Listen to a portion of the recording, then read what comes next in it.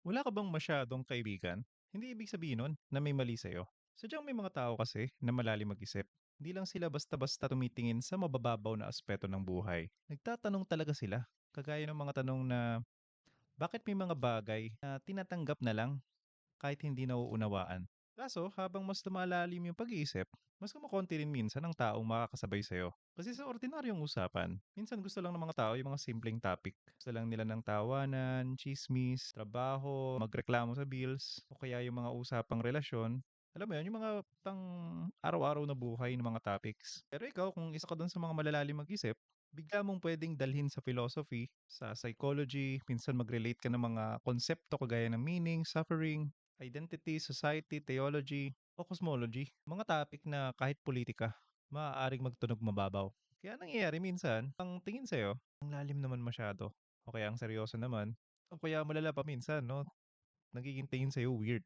Baka hindi mo palang nahahanap ang tamang set ng mga kaibigan. O kung gumagawa ka man ng content, baka hindi mo pa nahahanap yung tamang set ng audience mo.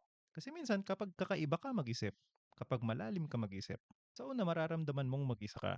Pero kapag natutunan mong ipahayag ng malinaw ang iniisip mo at napakinggan ka nila, doon mo marirealize na marami palang katulad mo. Malamang sa malamang hindi mo palang nakikilala o baka tahimik lang sila. Karaniwan hindi sila maingay, hindi rin sila madaling makita, pero nandyan sila. Kaya ang solusyon ay hindi palaging pilitin mong maging normal para lang maging in. Ang kailangan ay linawin mo palalo ang isip mo, ayusin ang salita mo, at ilabas ito sa mundo. Kaya naririnig niyo ako ngayon kasi yan yung naisip ko rin, yan yung na-realize ko. Talaga, mahalaga yan. Isang paglalakbay ang pagpapalabas ng nasa isip mo, ng salita mo sa mundo. Kasi hindi mo alam kung saan to aabot, kung saan ito pupunta. Di ba ganun yung tunay na paglalakbay, adventure?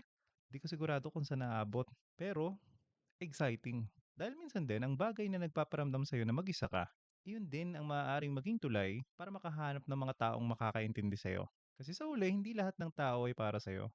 At okay lang yon. Sa uli, mas okay yung mas kaunti mo ng mga kaibigan pero tunay. Quality over quantity. Pag meron kang kaibigan na kayang makipagsabayan sa kunwari mga philosophical discussions, tapos kayang tumanggap ng contrary opinion laban sa paniniwala nila, pero hindi nagagalit at nananatili kayo matalik na magkaibigan. Nako, friends for keeps yan. Huwag mo nang pakawalan. Yun lang ang reflective content natin for today. Keep moving forward, kaibigan. Padayon.